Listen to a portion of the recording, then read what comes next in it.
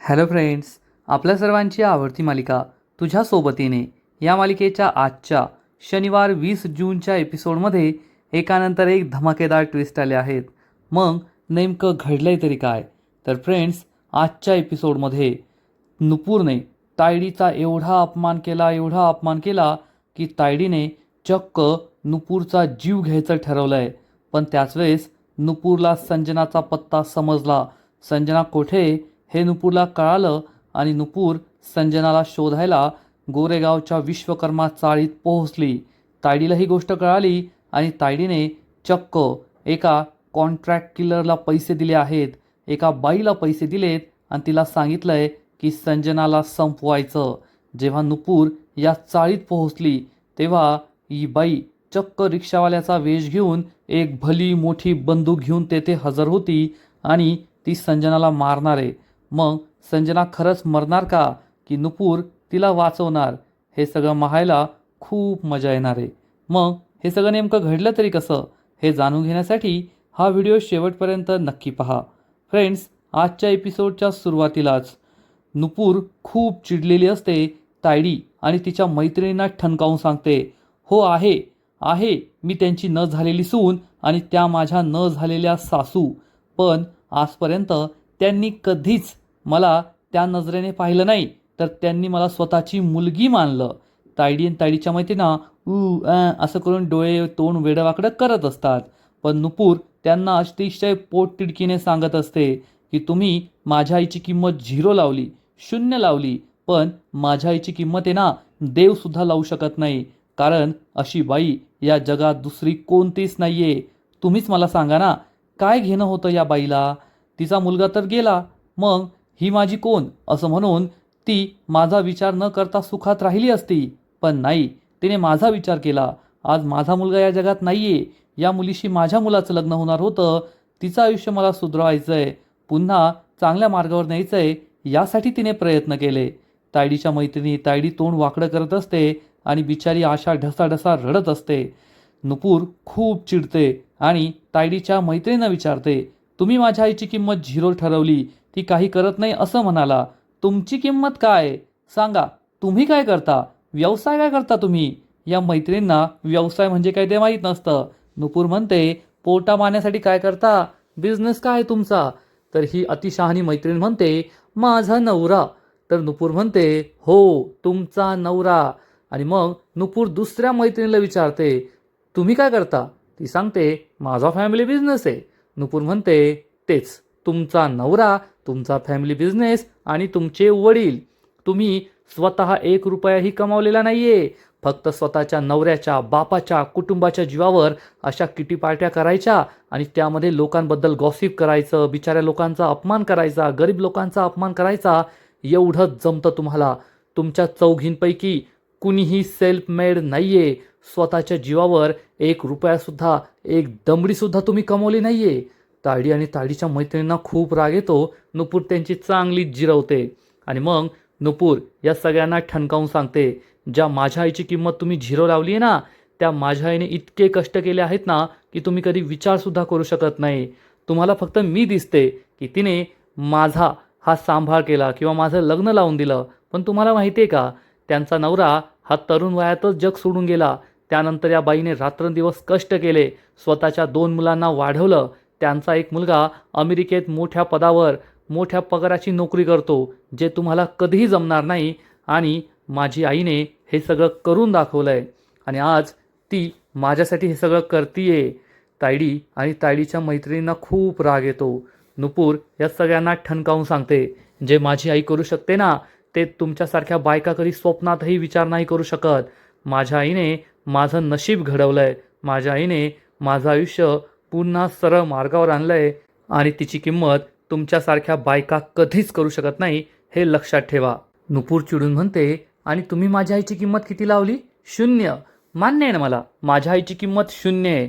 पण तुम्ही हे विसरताय की 0 शिवाय कोणताही आकडा कधीच पूर्ण होऊ शकत नाही. त्या आकड्याला काहीच किंमत नसते. एकानंतर 0 लागतात म्हणून त्याची किंमत वाढते. त्यामुळे 0ची किंमतसुद्धा अनमोल आहे, हे लक्षात ठेवा. तायडी, तायडीच्या मैत्रिणी, तायडीचा बाप यांची बोलती बंद झालेली असते. नुपूर या सगळ्या मैत्रिणींना ठणकावून सांगते, तुम्हाला माझ्या आईची व्हॅल्यू नेटवर जाणून घ्यायची होती ना. माझ्या आईला हे इंग्लिश शब्द नाही कळत, व्हॅल्यू म्हणजे काय. पण तुम्हाला फक्त व्हॅल्यूचा एकच अर्थ कळतो, तो म्हणजे फायनान्शियल किंवा किंमत. पण व्हॅल्यूजचा आणखीन एक अर्थ असतो, तो म्हणजे संस्कार. आणि तुमच्या कोणामध्ये संस्कार नाही आहेत एवढं लक्षात ठेवा. तायडीला खूप राग येतो. तायडी चिडून म्हणते, ए जास्त बोलू नको, जास्त बोलतेस तू. आणि आम्हाला माहिती आहे ना की तुझी ही आई फक्त पैशांसाठी या घरात आली आहे. ती चाळीत राहायची ना, चाळीत. तर नुपूर म्हणते, चाळीत तर तुम्ही पण राहायचा. हे ऐकून तायडीच्या पायाखालची जमीनच सरकते. तायडीच्या आईबापांना सुद्धा जबर धक्का बसतो. नुपूरला हे कसं माहीत. तायडीच्या सगळ्या मैत्रिणींचं तोंड उघडच्या उघडच राहतं. आणि या मैत्रिणी विचारतात, व्हॉट, तू चाळीत राहायचीस सागरिका. सागरिका मान खाली घालते. तिचा विश्वासच बसत नाही. नुपूरला हे कसं कळलं. नुपूर म्हणते, तुम्ही सुद्धा चाळीतच राहायचा ना, मग तुम्ही चाळीतील लोकांना कसं कमी लेखू शकता. तायडीला काय बोलावं, काय रिॲक्शन द्यावी तेच कळत नाही. आणि इकडे मल्हार हा नुपूरला शोधत शोधत चक्क नुपूरच्या माहेरी येतो, अन्वयच्या घरी. कारण मल्हारला नुपूरने सांगितलंय की मी चालली आहे माझ्या माहेरी. त्यामुळे मल्हार हा तिच्या माहेरी पोहोचतो. मल्हारला माहीत नसतं की नुपूर तिच्या माहेरी नाही तर मल्हारच्या माहेरी गेली आहे, म्हणजे त्याच्या घरी गेली आहे. आणि तेवढ्यात अन्वय पुढे येतो आणि विचारतो, अरे मल्हार सर, तुम्ही या ना, आतमध्ये या. मल्हार आतमध्ये येतो. मल्हार हा नुपूरला शोधत असतो, पण त्याला नुपूर कोठे दिसत नाही. अन्वय त्याला बसायला सांगतो आणि चहा घ्यायला जातो. तो या दोघांसाठी चहा घेऊन येतो. मल्हार हा तेथे बसलाय. अन्वय विचारतो, आज तुम्ही अचानक आलात का, म्हणजे इकडे काही काम वगैरे होतं का. मल्हार सांगतो, नाही काम नव्हतं, मी अचानकच आलो होतो. तर अन्वय म्हणतो, हो का, आणि तुम्हाला असं वाटत असेल ना की आज घरात खूप शांती आहे. मल्हार म्हणतो, हो. अन्वय सांगतो, कारण घरातले सगळेजण पिक्चर पाहायला गेले. तो लहान मुलांचा पिक्चर आलाय ना, तोच पाहायला गेली आहे. मल्हारला आश्चर्य वाटतं की नुपूर ही माहेरी आली आणि डायरेक्ट पिक्चर पाहायला गेली, असं कसं होऊ शकतं. मल्हार हा विचारात गुंग असतो. अन्वय विचारतो, काय झालंय, तुमचं आणि नुपूरचं काही भांडण वगैरे तर झालं नाही ना. मल्हार म्हणतो, नाही नाही, आमच्या दोघात काहीच भांडण झालेलं नाही आहे. हे ऐकून अन्वयला बरं वाटतं. अन्वय म्हणतो, मल्हार सर, तुम्ही टेन्शन घेऊ नका. नुपूर आहे ना, खरंच खूप चांगली मुलगी आहे. मल्हार म्हणतो, हो ते तर मला माहिती आहे, पण नुपूर कोणत्या थिएटरमध्ये गेली आहे. तर अन्वय म्हणतो, नुपूर नुपूर नाही पिक्चर पाहायला गेली. पिक्चर पाहायला तर मीना आणि ईशा गेली आहे. मी तुम्हाला सांगितलं ना, लहान मुलांचा पिक्चर होता तो पाहायला गेली आहे. तर मल्हार विचारतो, पण मला तर नुपूरने असं सांगितलं होतं की ती माहेरी येणार आहे इकडे तुझ्या घरी. अन्वय सांगतो, नाही, नुपूर तर इथे आलेली नाही आहे. तिने नक्कीच तुम्हाला काही चुकीचं सांगितलं असेल किंवा तुमचा काही गैरसमज झाला असेल. मल्हारला कळतच नाही की नुपूर मला हेच म्हणाली होती की मी माहेरी जातीये आणि नुपूर माहेरी आलेली नाही आहे. मग नुपूर नेमकी गेली तरी कुठे, हाच प्रश्न मल्हारला पडतो. तर तायडी ही चाळीत राहायची हे ऐकून तायडीच्या मैत्रिणींना जबर धक्का बसलेला असतो. तायडीच्या मैत्रिणी विचारतात, सागरिका तू चाळीत राहायची. एक मैत्रीण म्हणते, चाळ म्हणजे दॅट चॉल ना. ही मैत्रीण म्हणते, हो हो. तायडीचे आई बाप खूप घाबरतात की आता पुढे काय होणार. तायडी बिचारी मान खाली घालते. तायडीच्या मैत्रिणी गॉसिप करत असतात, यू ही चाळीत राहायची. तायडी चिडून म्हणते, हो होते काही दिवस मी चाळीत, पण थोडा प्रॉब्लेम झाला होता म्हणून थोडे दिवस चाळीत होते. आणि त्यानंतर मी या घरात राहायला आले. मी मल्हारची साथ दिली आणि मल्हारच्या मदतीने एवढा मोठा बिझनेस उभा केला. हे सगळं ऐश्वर्य उभं केलं. तर नुपूर म्हणते, ते तुम्ही केलं असेल, पण तुम्ही चाळीत राहायचा की नाही हे खरं आहे की नाही. तायडीची बोलतीच बंद होते. तायडीच्या मैत्रिणी तिच्याकडे एकदम छी असं म्हणून पाहत असतात. नुपूर म्हणते, तुम्ही या घरात आलात जसं तुम्ही माझ्या आईवर आरोप लावताय की माझी आई या घराची श्रीमंती पैसा पाहून या घरात आली, तसंच तुम्ही सुद्धा या घरात तशाच आल्या नसाल हे कशावरून. तुम्ही सुद्धा पैसा पाणी संपत्ती ऐश्वर्य पाहूनच या घरात आला. तायडीची बोलतीच बंद होते. नुपूर ही तायडीला ठणकावून सांगते, मॅम कमीत कमी माझी आई आहे ना तुमच्यासारखी नाही आहे. तोंडावर हे hi hello how are you fine असं बोलायचं आणि मग पाठीमागे कटकारस्थानं करायची, त्या व्यक्तीला संपवण्याचे प्रयत्न करायचे. तुम्ही अशा आहात. कमीत कमी माझी आई जे काही करते ना ते मनापासून करते, मनातून करते. समोरच्याचं भलं करायचंय, चांगलं करायचंय या विचाराने करते. नाहीतर तुमच्यासारखी बाई फक्त स्वतःचा विचार करते आणि स्वतःच्या स्वार्थासाठी दुसऱ्याचा जीव घ्यायला सुद्धा तुम्ही कमी करणार नाही, हे मला चांगलंच ठाऊक आहे. तायडीला जबर धक्का बसतो. तायडीचा बाप खूप घाबरतो. नुपूर ही तायडीला ठणकावून सांगते, मी ना तुम्हाला, तर तायडी चिडून म्हणते, ए बोट खाली कर, खूप बोललीस तू, ऐकून घेतीये म्हणून जास्त बोलायचं नाही. काय तुझ्याकडे पुरावा आहे की मी काही चुकीचं केलंय, काही कटकारस्थानं केली आहे? नुपूर म्हणते, दाखवू का? सागरिका मॅम, तुम्ही चाळीत राहतात हे समजल्यावर त्यांची तोंड कशी झाली पहा. आणि जर मी तुमचे सगळे कारनामे त्यांना सांगितले ना, मग तुमची काय अवस्था होईल एवढं लक्षात ठेवा. नका घाबरू, मी तुमचं सत्य त्यांना सांगणार नाहीये, कारण चार चौघांमध्ये एखाद्याचा अपमान करणं हे एखाद्या इनसिक्युअर माणसाचं काम असतं आणि मी तुमच्यासारखी इनसिक्युअर नाहीये. तायडीला जबर धक्काच बसतो. आशासुद्धा नुपूरकडे पाहतच राहते की नुपूर हे काय बोलतीये. आणि मग नुपूर तायडीला ठणकावून सांगते, पण एक ना एक दिवस तुमच्या संपूर्ण कुटुंबासमोर मी तुम्हाला उघडं पाडणार, एवढं लक्षात ठेवा. आणि ज्या दिवशी तुमचं सत्य सगळ्यांसमोर येईल ना, त्या दिवशी तुमची किंमत काय असेल, असं म्हणून नुपूर पुढे येते आणि तायडीच्या माथ्यावर जसा तिने आशाच्या डोक्यावर 0 काढला होता तसा बोटाने 0 काढते आणि म्हणते, त्या दिवशी तुमची किंमत असेल 0. तायडी एखाद्या पुतळ्यासारखी तशीच उभी असते. नुपूरचा हा स्वॅग, नुपूरचा हा धमाका पाहून तायडी गप्पच झालेली असते. नुपूर म्हणते, मॅम किती घाम आलाय तुम्हाला, AC चालू आहे. एवढा AC चालू असताना घाम आलेला बरा नाही. थांबा मी तुमचा घाम पुसते. असं म्हणून नुपूर काही टिश्यू पेपर घेते, तायडीचा घाम पुसते आणि तायडीच्या हातात उरलेले टिश्यू पेपर देऊन म्हणते, टिश्यू पेपर पुसा बरं, नाहीतर छान नाही दिसत ना ते. तायडी नुपूरकडे रागारागाने पाहतच राहते. तायडीच्या मैत्रिणी खूप घाबरलेल्या असतात. आणि मग नुपूर तायडीला ठणकावून सांगते, तुमच्या चेहऱ्यावर माझ्याबद्दलची ही जी भीती दिसते ना, ही भीती अशीच राहू द्या, नाहीतर माझ्यापेक्षा वाईट कुणी नाही, एवढं लक्षात ठेवा. तायडीला अशी धमकी देऊन नुपूर आशाचा हात पकडते आणि तेथून निघून जाते. तायडीला काय करावं असं झालेलं असतं. आजपर्यंत तायडीचा एवढा मोठा अपमान कुणीच केला नव्हता, पण नुपूरने आज तिची अशी जिरवली आहे की तायडी ही आयुष्यात पुन्हा कधीच विसरणार नाही, एवढं मात्र खरं. इकडे मल्हार अन्वयच्या घरी चहा पित असतो. अन्वय हा मल्हारला समजावून सांगतो, मल्हार सर, तुम्हाला सुखी संसाराचे गुपित सांगू का? जेव्हा नवरा बायकोत भांडण होतं तेव्हा बायको बोलत असल्यावर ना, नवऱ्याने एकदम शांत राहायचं असतं. नवऱ्याने काही बोलायचं नाही, कारण नवरा एकदा बोलायला लागला मग बायको डबल वेगाने बोलते आणि आपण शांत राहिलो की बायकोसुद्धा शांत होते. आता तुम्हाला खरं सांगायचं तर नुपूर आणि मीनामध्ये खूप मोठा फरक आहे. नुपूर आणि मीनाचं कधीच कंपॅरिझन होऊ शकत नाही. पण फक्त तुम्हाला एक गोष्ट सांगतोय की तुम्ही खूप नशीबवान आहात. नुपूरसारख्या मुलीबरोबर लग्न झालं म्हणजे तुमच्या मागच्या जन्माचे काही पुण्य असतील, म्हणून असं झालंय. नुपूर थोडीशी रागावलेली आहे तुमच्यावर, पण ज्या दिवशी तिचा हा राग जाईल ना, त्या दिवशी तुमच्यापेक्षा जास्त सुखी माणूस या जगात कुणी नसेल, एवढं माझं वाक्य लक्षात ठेवा. मल्हार खुश होऊन म्हणतो, ते तर एकदम बरोबर आहे तुमचं, मला त्याविषयी काहीच डाऊट नाही आहे.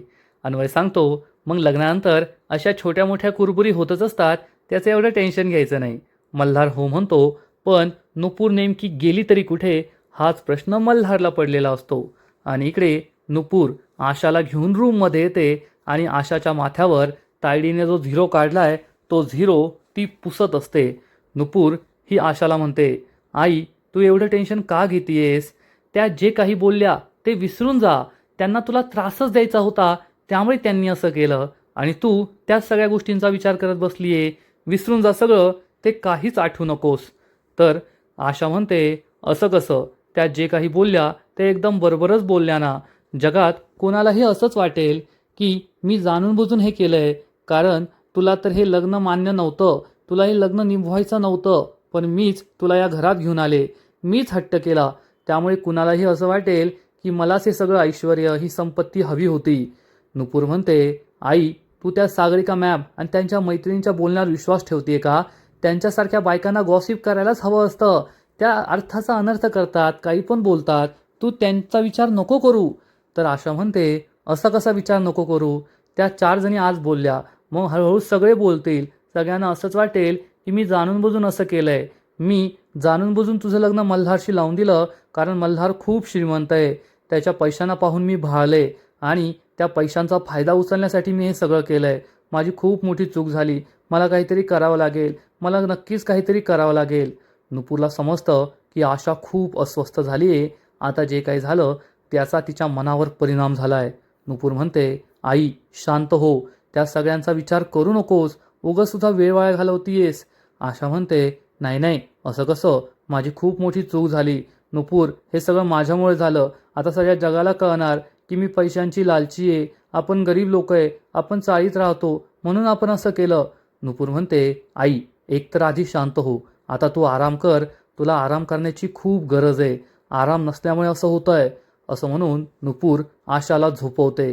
पण आशा मनात हाच विचार करत असते, काहीतरी करावं लागेल. हे सगळं थांबवावं लागेल. आणि नुपूरला आठवतं की आज दुपारी आशाबरोबर काय झालं. तिचा किती अपमान झाला होता. त्यामुळे तिची ही अवस्था झाली आहे. हा विचार करून नुपूर रडू लागते. तिला खूप वाईट वाटतं. आशासुद्धा खूप दुःखी असते. तिलाही झोप येत नाही. आणि मग पाहता पाहता संध्याकाळ होते. नुपूर ही मल्हारच्या रूममध्ये सोफ्यावर बसलेली असते. तेवढ्यात मल्हार घरी येतो आणि नुपूर घरीच आहे हे पाहून मल्हारला बरं वाटतं. मल्हार नुपूरच्या शेजारी बसतो आणि नुपूरला शुक असा आवाज देतो. नुपूर त्याच्याकडे वळून पाहते. नुपूर खूप नाराज आहे हे मल्हारच्या लक्षात येतं. मल्हार म्हणतो, नुपूर तू मला खोटं का सांगितलंस की तू तुझ्या माहेरी चालली आहे? तुला माहिती आहे का मी तुझ्या माहेरी गेलतो तुला शोधायला. तेथे मला अन्वयदादा सापडला पण तू नाही भेटलीस. मग मी तुला कुठे कुठे शोधलं. एकतर तू मला भर रस्त्यात असं एकटी सोडून गेली होती. नुपूर सांग ना, कुठे गेली होतीस? कुठे गेली होती सांग ना. नुपूरला खूप राग येतो. ती चिडून उभी राहते आणि म्हणते, बस झालं मल्हार सर. प्रत्येकाची काही सिक्रेट्स असतात. तशी माझी सुद्धा सिक्रेट आहे. तुम्हाला का जाणून घ्यायचंय? आणि मला हेच कळत नाहीये, तुम्ही नेहमी अशा लाईट मूडमध्ये कसे असू शकता? प्रत्येक गोष्टीत तुम्हाला चेष्टा करायची आहे. तुम्ही आपल्या नात्याची सुद्धा चेष्टा केली आहे. सर, मी तुमच्यासारखं कधीही हसू शकत नाही, कधीही चेष्टा करू शकत नाही. मला राग येतो. माझा मूड नसेल तर मला तुमच्याशी बोलायचं नाही आहे. आणि जर तुम्हाला हे कळत नसेल ना, तर तुम्ही एक नवरा म्हणून खूप मोठं फेल्युअर आहात, हे लक्षात ठेवा. हे ऐकून मल्हारला खूप वाईट वाटतं. त्याच्या डोळ्यात पाणी येतं. मल्हार डोळे पुसतो. नुपूर तशीच उभी असते. मल्हार तिच्या शेजारी जाऊन उभा राहतो आणि म्हणतो, नुपूर खरंच मला माफ कर. मला आहे ना तुला दुखवायचं नव्हतं. पण मी फक्त मला दिसलं की तू टेन्शनमध्ये आहेस. त्यामुळे तुझा मूड लाईट करावा म्हणून मी हे सगळं बोलत होतो. पण तुला जर वाईट वाटलं असेल तर आय एम रिअली सॉरी. मला खरंच माफ कर. नुपूर म्हणते, नाही सर, तुम्ही सॉरी म्हणू नका. खरं सांगायचं तर यात माझीसुद्धा चूक आहे. मी उगाच तुमच्यावर एवढी चिडले. तुम्हाला मी खोटं सांगून गेले होते. यात माझी चूक आहे. मला माफ करा सर. मल्हार म्हणतो, नाही नुपूर, असं काही नाही आहे. नुपूर मल्हारला सॉरी म्हणते. मल्हार म्हणतो, नुपूर आपण आपल्या नात्याची सेकंड स्टेप पार केली. नुपूर विचारते, म्हणजे? मल्हार सांगतो, आता आपण दोघे एकमेकांना सॉरी म्हणालो ना, म्हणजे आपण आपल्या नात्यामध्ये पुढे गेलोय. कारण तू माझ्यावर चिडली आणि आपण कोणावर चिडतो? ज्यावर आपण प्रेम करतो. याचा अर्थ तुझंही माझ्यावर प्रेम आहे म्हणून तू माझ्यावर चिडली ना. नुपूर ही मल्हारकडे पाहतच राहते की हा माणूस प्रत्येक गोष्ट एवढी लाईटली कशी घेऊ शकतो. नुपूर तेथून निघून जाते आणि मल्हार विचार करतो, अरे देवा, मल्हार थोडी घाई होतीये. थोडा संयम धर, थोडा धीर धर, सगळं काही ठीक होईल, असा विचार मल्हार करतो. नुपूर ही मल्हारच्या रूम बाहेर पडते. इतक्यात तिला एक कॉल येतो. नुपूर कॉल उचलते तर ही तीच मावशी असते जी नुपूरला गुलमोहर चाळीत भेटली होती. ही मावशी सांगते, ए मुली, तुला आठवतंय का मी तुला गुलमोहर चाळीत भेटले होते. मी तुला संजनाचा पत्ता देणार होते. नुपूर म्हणते, हो मावशी बोला ना. तर ही मावशी सांगते, अगं मला संजनाच्या गोरेगावच्या चाळीचा पत्ता सापडलाय. नुपूरला खूप आनंद होतो. नुपूर म्हणते, सांगा ना मला पत्ता. ही मावशी म्हणते, मी एक काम करते, तुला मोबाईलवर पाठवते. नुपूर म्हणते, ठीक आहे. नुपूरला खूप आनंद होतो की शेवटी मला त्या संजनाचा पत्ता सापडलाच. आणि इकडे संजनाची मालकीन म्हणजे तायडी आपल्या रूममध्ये काळाकुट्ट अंधार करून बसलेली असते. आणि आज नुपूरने माझ्या सगळ्या मैत्रिणींसमोर सांगितलं की मी चाळीत राहायचे, हे तिला आठवतं. मग नुपूरने माझे सगळे काळे कारनामे सगळ्यांसमोर आणायचं ठरवलं. मी किती मोठा झिरो आहे हे सगळ्यांना सांगितलं, हे तायडीला आठवतं. तायडी खूप चिडलेली असते. तेवढ्यात तायडीचे आईबाप रूममध्ये येतात आणि रूमची लाईट लावतात. तायडी खूप दुःखी आहे हे त्या दोघांच्या लक्षात येतं. तायडीची आई तिच्या शेजारी बसते आणि म्हणते, तायडे जाऊ दे, नको एवढं मनावर घेऊ. ती नुपूर आहे ना, काही पण बोलते. आपण आहे ना तिचं घर उन्हात. तेवढ्यात तायडी चिडून म्हणते, ग बस ग, मी काय लहान मुलगी का? आणि तायडी चक्क आपल्या लहानपणीचा एक छोटासा अल्बम घेऊन येते आणि या अल्बममध्ये भावा बहिणीचे फोटोज असतात आणि तायडी यातील एक फोटो बाहेर काढते. तायडी आणि मल्हारच्या लहानपणीचा फोटो. तायडी ही आपल्या आईबापाला म्हणते, बाबा इतके दिवस आपण उगाच टेन्शन घेत होतो की त्या नुपूरला माझं सत्य कळेल, पण तिला तर माझं सगळं सत्य कळालेलं आहे. मग आता कशाला घाबरायचं? आता मी माझा खरं रूप दाखवणार आणि त्या नुपूरला मारून टाकणार. मारू का? मारू? संपू त्या नुपूरला? हे ऐकून तायडीचे आईबाप खूप घाबरतात आणि आजचा एपिसोड येथेच संपतो. फ्रेंड्स, तुझ्या सोबतीने या मालिकेचा आजचा एपिसोड खरंच खूप भारी होता, इंटरेस्टिंग होता. नुपूर आणि तायडीमध्ये आता महायुद्धाला सुरुवात झाली आहे. मग कोण जिंकतं हे पाहायला मजा येईल. आजचा एपिसोड तर भारी होता, पण या मालिकेचा पुढील एपिसोड आणखीन भारी असणार आहे. आणखीन मोठा ट्विस्ट या मालिकेत येणार आहे. मग नेमकं घडणार तरी काय? तर पुढील एपिसोडमध्ये आपण पाहू की मल्हार आणि नुपूर या दोघांमध्ये एक रोमॅन्टिक मोमेंट येणार. मल्हार नुपूरला म्हणेल, गेलेल्या माणसाची कमी मी भरून काढू शकेल की माहीत नाही, पण तुझ्या डोळ्यात कधीच पाणी येणार नाही एवढं मात्र मी नक्की करेल. नुपूर खूप इमोशनल होईल आणि मल्हारच्या खांद्यावर डोकं ठेवून रडू लागेल. त्यामुळे मल्हारलाही आनंद होणार. आणि इकडे तायडी एका प्रोफेशनल किलरला संजनाचा फोटो देणार आणि संजनाचा जीव घ्यायला सांगणार. आणि मग जेव्हा नुपूर ही संजनाच्या चाळीत पोहोचेल तेव्हा ही प्रोफेशनल किलर तेथे रिक्षावाली बनून आलेली असेल आणि नुपूर जेव्हा संजनाला भेटणार तेव्हा ती खिडकीतून चक्क संजनावर गोळी चालवणार. मग संजनाला भेटण्याआधीच संजना ही देवाघरी जाणार का? नुपूर आणि संजनाची भेट होईल का? नुपूर संजनाला वाचू शकेल का? हे तर पुढील एपिसोडमध्ये कळेल. आणि पुढील एपिसोड पाहण्यासाठी व्हिडिओला लाईक करा, शेअर करा, चॅनलला सबस्क्राईब करून बेल आयकॉनवर क्लिक करा. म्हणजेच तुझ्या सोबतीने या मालिकेचे असेच नवीन नवीन एपिसोड, नवीन नवीन अपडेट आपल्याला सगळ्यात आधी पाहायला मिळतील. खूप खूप खूप धन्यवाद.